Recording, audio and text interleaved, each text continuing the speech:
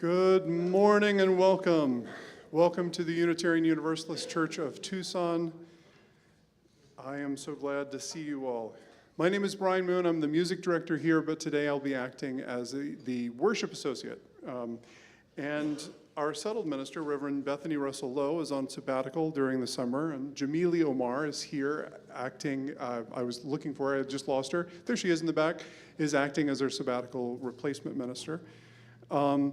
And today we are very fortunate. We have a guest from the U of A and from the area, Ophelia Zepeda. She's a Regents professor at the U of A in linguistics, and she's also a member of the Tohono O'odham and a professor of Tohono O'odham language at the U of A. She's the director of the American Indian Language Development Institute, and she's also an award-winning poet. And we are very fortunate to hear from her today, and we'll be hearing more from her as the service goes on. Our community is as varied as the blooms of the Sonoran Desert. Whoever you are, wherever you have been, whoever you are becoming, I invite you to bring your whole self here and now. We're a covenantal community, which means that we make promises about how we are with one another. If you're attending in person today, we hope that you're vaccinated or you have a medical exemption from your doctor. But if you're unwilling to be vaccinated against COVID-19, you're welcome to join our services, but we encourage you to watch from home and to participate because we are live streaming our services on YouTube. I'd like to extend a special welcome today to the visitors and invite you to fill in a card telling us a little bit about what brought you here. There's a welcome center in the corner. At the end of the service, we'll have a coffee hour, we'll have some snacks, and you'll have an opportunity to do that. And there should be a link that appeared magically on YouTube now, and if it didn't, we'll find you there later. There is a social hour right at the end of the service, and we invite you all to join us there. In this sacred community, we pledge energy and resources to transform ourselves, this community, and the world around us. You can stay informed by reading the newsletter, checking the church website, following us on Facebook, receiving all church emails, or reading announcements when they're posted. And if you would like to learn more, please visit the Welcome Center, and we'll make sure that we are communicating with you in as many ways as we can. In particular today, I'd like to make a call for you from our ushers in the back. We need more ushers, and we need this. So first of all, if you are capable of saying, hi, welcome, that's a strong skill. And if you'd like to meet new people, if you'd like to say hi to old friends, if you'd like to make new friends, please consider joining us. And the ushers that you'll see during the offertory and other times and that you walked past at the beginning of the service can help tell you more about that. I'd like to begin today by asking you to take a minute to talk to somebody near you, ideally somebody that you didn't have breakfast with, but if that's who you're stuck with, that's who you're stuck with. And ask them this: what is a story that you've known for a long time that has made a difference in your life? A story that you've known for a long time that's made a difference. Please speak to somebody.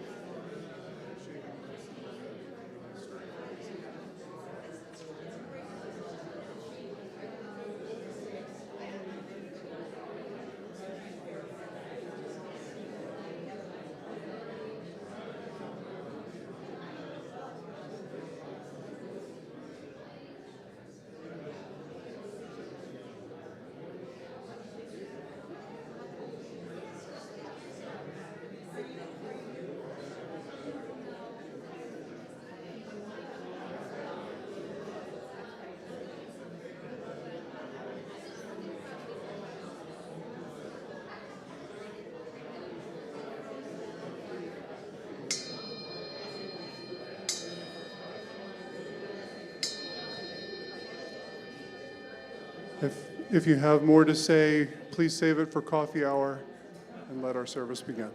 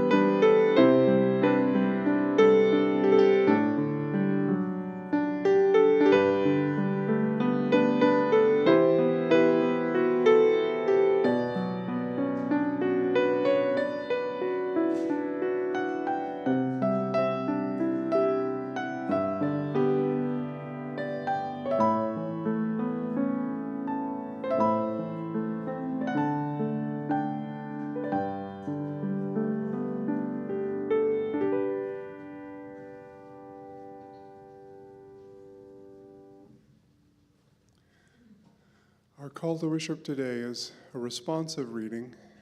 I'll speak the small words and the highlighted larger italics words. If you will, please respond with them. Let us worship with our eyes and ears and fingertips. Let us love the world through heart and mind and body. We feed our eyes upon the mystery and revelation in the faces of our brothers and sisters. We seek to know the wistfulness of the very young and the very old, the wistfulness of people of all times of life. We seek to understand the shyness behind arrogance, the fear behind pride, the tenderness behind clumsy strength, and the anguish behind cruelty. All life flows into a great common life if we will only open our eyes to our companions. Let us worship not in bowing down, not with closed eyes and stopped ears. Let us worship with the opening of all the windows of our beings, with the full outstretching of our spirits. Life comes with singing and laughter, with tears and confiding, with a rising wave too great to be held in the mind and heart and body, to those who have fallen in love with life. Let us worship and let us learn to love.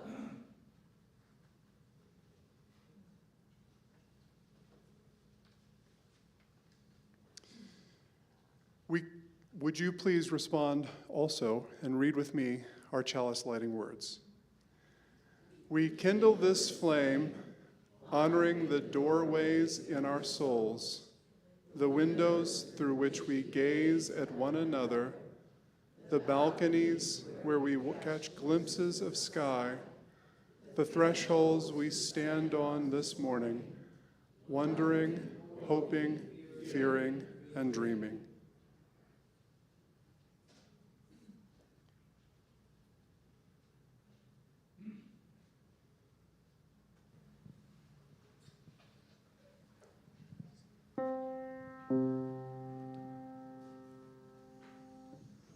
This next song has 3 parts, and you can sing any part that feels right for you. At a very basic level, it is breathe in, breathe out. And we'll start there. From there, we'll add in a melody, and then a counter melody, same words. I'm gonna sing the ground a few times, the basic breathe in, breathe out. And then I'll go to the melody, and then I'll go to the counter melody, and I'll come back to the melody and back to the ground. But stick on whatever feels right for you today.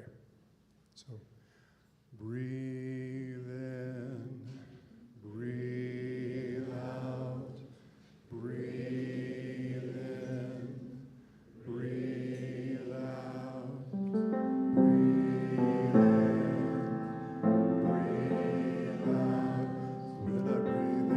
When I breathe in peace. When I breathe out, I breathe out love.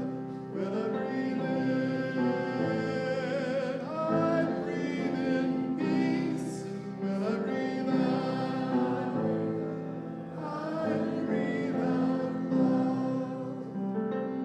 When I breathe in, I breathe in peace.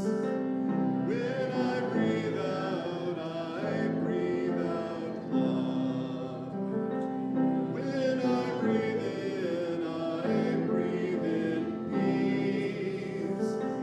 When I breathe out, I breathe out love. When I breathe in, I breathe in peace. And when I breathe out, I breathe out love. When I breathe in, I breathe in peace. And when I breathe out, I breathe out love. Breathe in, breathe out, breathe in, breathe out.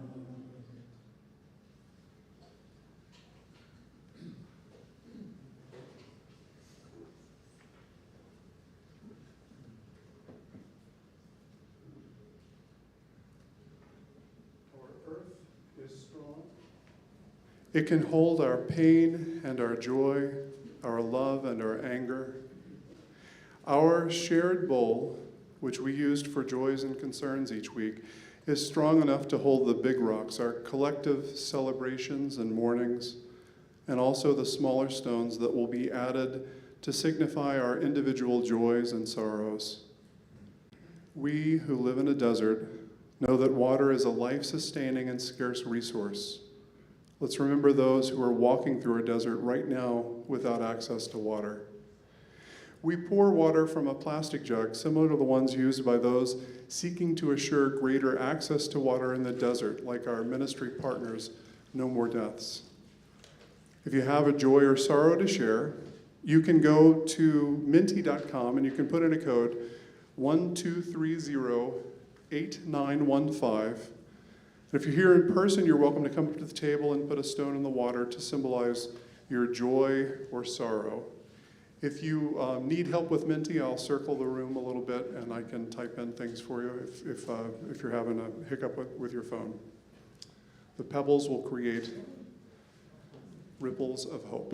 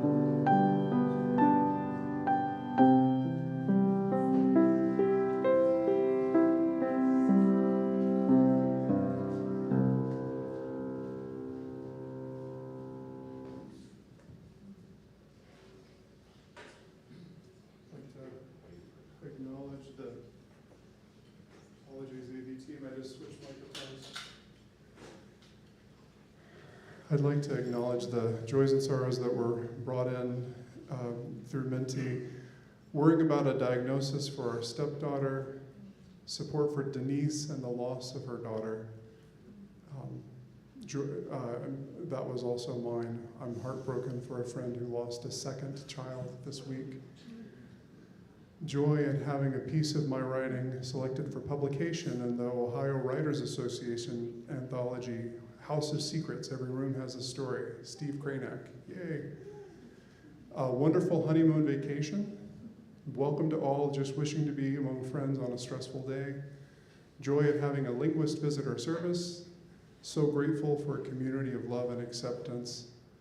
Sorrow, working 42-hour weeks and still not having enough for basic bills.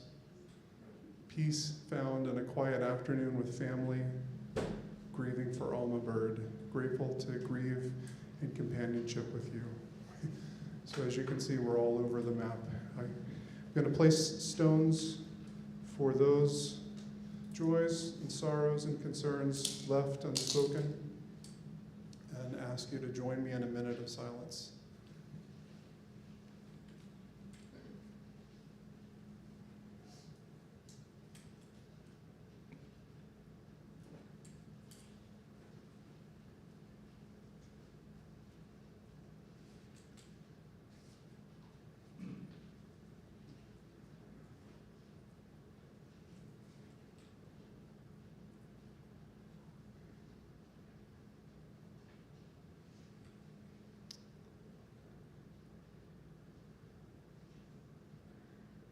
I'd like to offer a prayer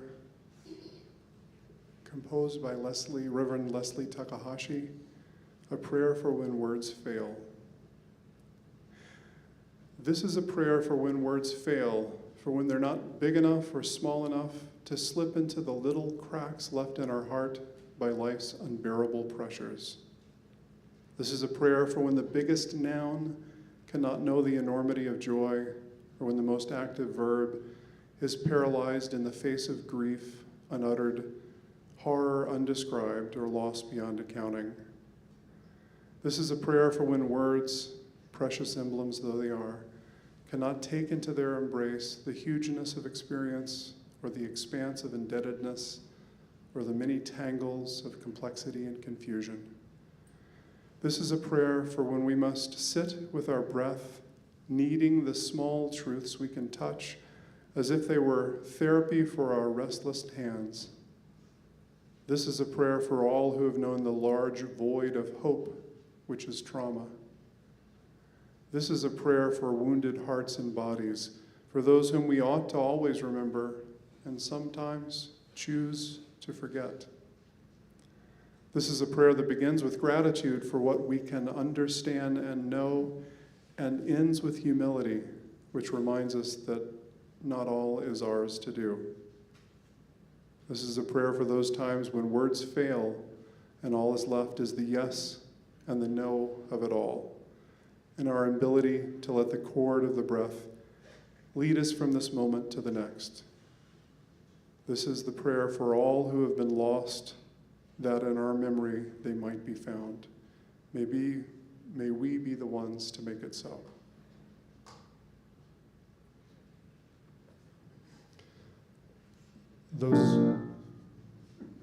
Those words spoke to me in part because of, again, a friend who lost their second child this week. When a drunk driver took the life of her first child, I had the synchronicity of delivering the sermon and creating the service that day, the following Sunday at this church. And the song that we used that day was Comfort Me, and it spoke a lot to me in that moment, and since I chose the hymns today, I programmed it now. Please sink into this song with me. I just learned it from Mimi Bornstein before that last time. So it's a simple song, catch it as you can. The words change from comfort me to other things as you go.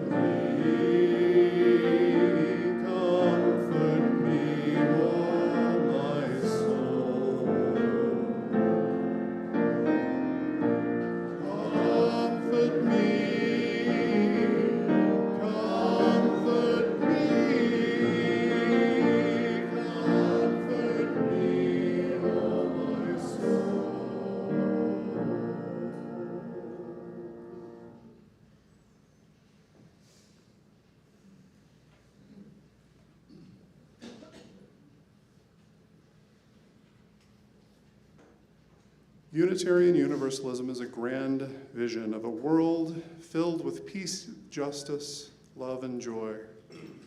That vision is embodied in large congregations and mid-sized congregations and many, many small congregations.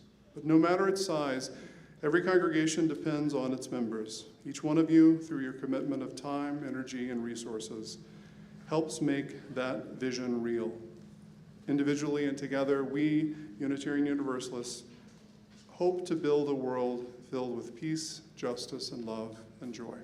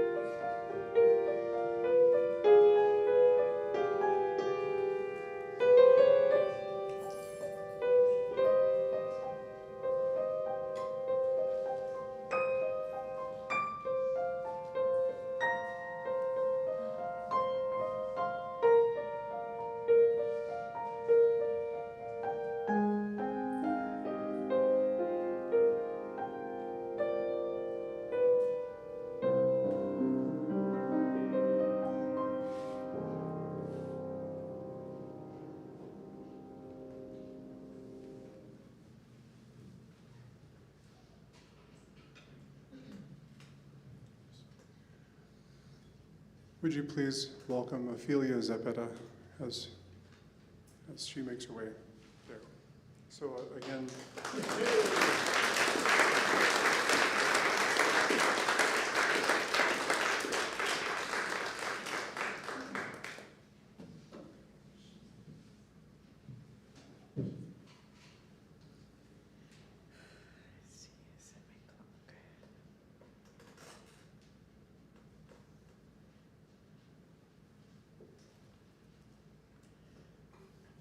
Pagi sapentat, madiajia ia, pagi mam tebini vai, mencium journey como ilat siari. Biar macam cai masa baju mentenak kaki ajiwa, ke ya sham journey ke mam jadi itam mentepasacai. When you go am jadi toh no tam haju degam, sabta hada ko am jadi toh no haju degam busi cemu je. In behind every time I'm worse is sapia oya po idada tohano mawusi motki. So it's my pleasure to be here this morning, and I very much appreciate the invitation to do a short presentation at today's service.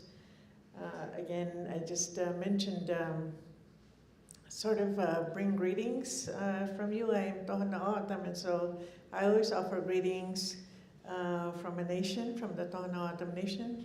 And also I just always say something to the effect that I hope that you are all, well here, basically on this land, which for us is called the Tohono, which is part of our name, this particular desert land, and that you are well here and happy to be here. So this morning, what I said I was going to do was talk a little bit about the situation that we are all in, those of us that are members of an indigenous community, an American Indian community, or tribe or nation, if you will, with regard to language and culture.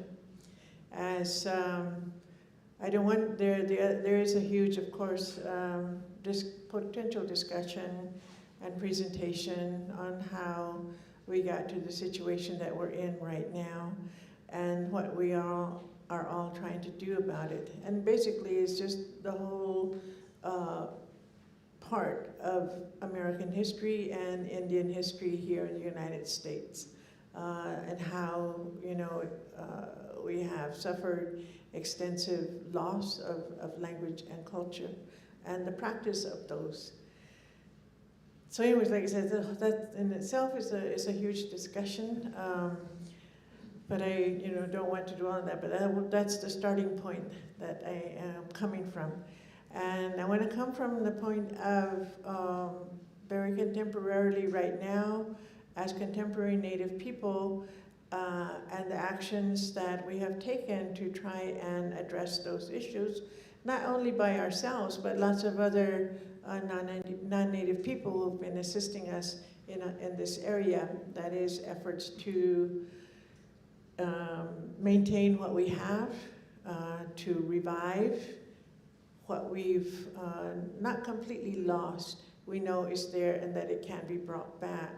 In fact, many tribal people never speak about their language as being dead, which oftentimes literature and outside researchers like to use that terminology because it's very dramatic in their research to say dead languages. Native people never say that. They don't consider it dead. They think about it as resting, as sleeping, and when you're in that state, you can't be brought back. So that's where we're at now, and that's what I want to talk about briefly.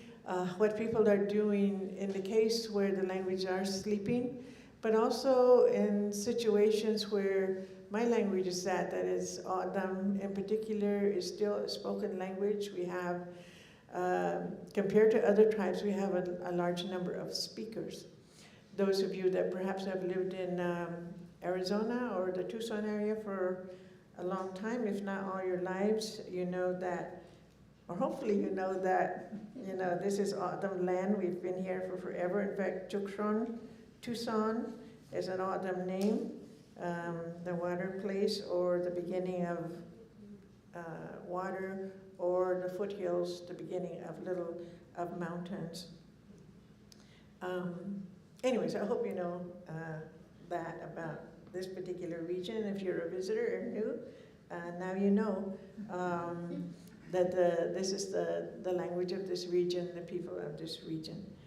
And we extend further on into what is now Mexico, and the border does cross our traditional homelands, which is, again, a whole other huge discussion, which we won't go into right now. But anyway, in talking about language specifically, like I said, as contemporary people and those of us that have been working on these issues of language loss, language shift, that is the shift to English, what we are trying to do to maintain what we have, revive what is not as active as it could be. And I'm going to use Tohono O'odham, my first language, as an example this morning. So, as I mentioned already, American history has played a huge role in our situation today, and a lot of it is because of the various institutions that American history has always had, including education, institutionalized religions, and other governmental policies. All of those things and have had a huge impact on the situation that we're in with regard to language and culture for many, many tribes. But In the years that I've been working in this area, there have been many different methods that have been developed for retaining and bringing back many of these language and cultural practices, including bilingual education, which was in the school systems. We've had, now more contemporarily, the actual practice, the method of language immersion. There's a practice called Master Apprentice, which is language immersion, but for adults, older speakers, and older learners. There's also language in more schools than we've had in a long, long time, both tribal schools and public schools off of reservation. So there's different things, happening. But one of the main things that I want to mention today is the role of one of my favorite areas, literature, and in particular poetry. And my point with regard to literature and poetry with language revitalization, language maintenance especially, is that I think that something like literature, like poetry, is something that's very approachable. At least I think it's very approachable. And so it's sort of it can be a kind of a safe way to access language. In fact, music and song is another very approachable way for language and language learning, because many of us, especially educators, both native and non-native, do that with children using songs. Anyway, so there's these different ways that we can, try and use the things we've always had, but to move them into a new situation. And in my case, and in some of the people that I work with, we're looking at very contemporary writing to bring language back. Not a whole language, but as part of the whole teaching of a language, as part of language revitalization. So for many tribes and for many cultures in general, literature, whether it's in the form of stories, songs, orations, speeches, prayers, they're all, a very important part of, the orality of a people, always have been. The same thing for, like I said, tribal people. And many of those things, when the tribe starts to lose the language, those are the last things to go, because those things are rhythmic, they're memorized, they're passed down from one generation to the next. So those have always somehow managed to stay, which is, kind of unique. And so it sort of makes sense to use that form of language to reinforce a language, to bring back a language if that's, what you are doing currently. And for many tribes, all those forms of oral practice are highly valued. That is, someone who's a singer, someone who's an orator, someone who's a storyteller, they have very high status in a community. So anyway, so that's another, good thing about, literature. To be able to do that, to be able to perform your language in that way is something that people often strive for. In fact, lots of language learners, new language learners, they want to become a singer. They want to be able to sing their traditional songs or more, sort of modern songs. And it gives them some status as a language learner, which is a whole new phenomenon. Because normally you learn a song being passed down from, your grandmother, your aunts, and your uncles. But now young people are learning songs differently through YouTube or something like that, wherever you can find it. Anyway, so it's kind of neat. I'm always impressed when I see young people, singing songs or reading poetry. So let me. So with that, in writing poetry, very contemporarily, but using the language and using concepts from the language, concepts that perhaps are no longer used as much. And so you're bringing some concepts back through poetry. So one of the things I liked this morning that was stated, about, seeing and hearing, sort of the things around you, and that's how you express yourself, and having that sense of worship. And, that resonated with me because, I agree with that, and I practice that myself. I'm very observant, and I listen to things, and so you never know when I hear something, I'll try and remember it, or else I'll write it down, and it eventually becomes something else that becomes mine. So I want to share with you, first of all, just a little, well, it's not a little poem. I want you to, again, in this case, listen, because the first part's going to be in O'odham. So it's just like listening to the sound, and then I'm going to give you the English version of it. But the point of this piece is watching your environment and paying attention to your environment and appreciating the environment and the changes that must occur. And in this case, the change probably is happening in just a few minutes. And the minutes you'll recognize if you spend summers here. And later this month and in August, we'll have the monsoon season. And the changes are very quick, can be very quick and very dramatic. So all of them love to watch that and talk about it and appreciate it. And I grew up with that, and so it makes a lot of sense to me. But there are other cultural things built in here that I won't go into in any detail. It's just the essence of the sound, what we're seeing, and what I say we should be, paying attention to. And so in O'odham it's called Nyenye Hashagi. Haka chaginenye egimom kai the kim, kai the kim tosh hudnigawi, kai the kim siarik tagyo, kai the kim jupin tagyo, kai the kim wakorim tagyo, chaichukit shagid mom kai the kim. Saptaha the gokti, but the sapawak chukto the sapawak the jew the gasku, the jonyana ginyay, chuchbig onya and a ginyay, ka a chukru that the miabat, ka a chukos the miabat, ka a chukskuka the miabat, ka a chukskuka the miabat, ka a chukskuka I. In the midst of songs, we hear the songs surrounding. They are resounding toward the sunset. They are resounding toward the sunrise. They are resounding toward the north. They are resounding toward the south.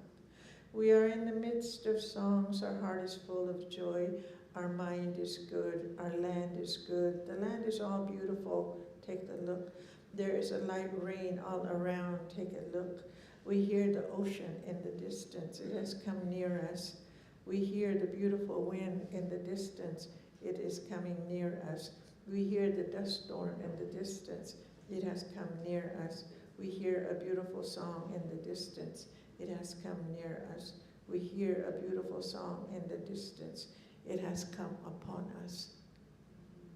So anyway, so all those events and the sounds and the things you see that, are very, very dramatic, as I say, in the summertime especially. And all of it, for me, and we see it and talk about it definitely as a blessing. And finally, I want to conclude with something that's basically, and I mentioned teaching stories that teach you something. And all of us have grown up with stories, whether you've read them or they were told to you orally, and they were meant to teach a lesson. Sometimes they'll tell you the story, but won't tell you what the lesson was. You have to figure it out yourself. Sometimes they tell you the story when you're a child, and you finally, when you're 20 years old or 30 years old, you finally understand the lesson. Okay, and that's the way the story was meant to be. And we have lots of those types of stories. And my husband's been telling people in the back that I'm not going to tell a traditional story because we can't do the stories in the summertime. They're reserved for winter, but I can talk about them, but I just can't tell the story. But anyway, this piece is a little teaching poem, and it's about the color red, but it's about a plant that is, well, it blossomed in May, and it has its fruit ready for us right now. And that's what we call the hashrin, the saguaro fruit. And anywhere, even in town here, and then of course if you go to the Saguaro National Park, there's a whole forest of them, and they're ready for harvesting. And this, for us, the harvest is the beginning of our year. So Happy New Year. So anyway, so this is, like I said, a little teaching poem that's related to that fruit and that cactus and the autumn. And it's only in English, and it's called Seeing Red. And it brings in lots of things that we all know about the color red. Seeing red. Red is the color that calls the moisture. Drop the skin of the fruit and be sure it is facing up. Be sure it is visible to all that is in sight.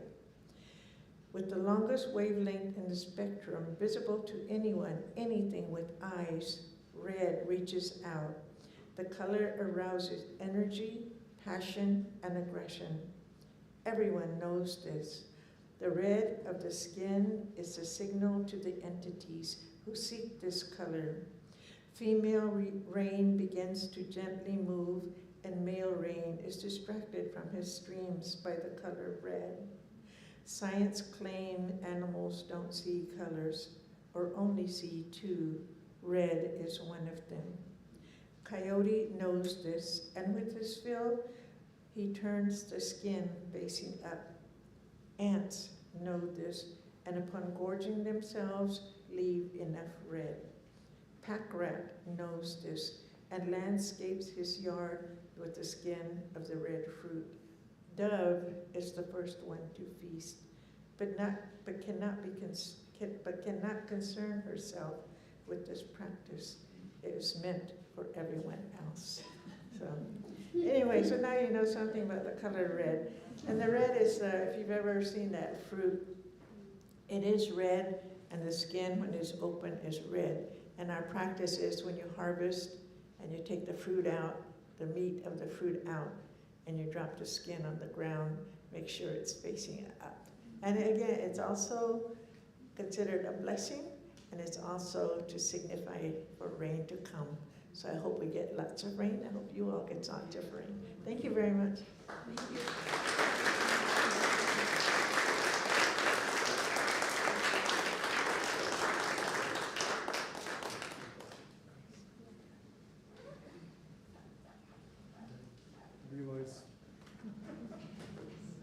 I realize that I haven't asked you to stand as you are able. If you are able or want to, would you please rise and sing the final hymn, 108. My life goes on, an endless song.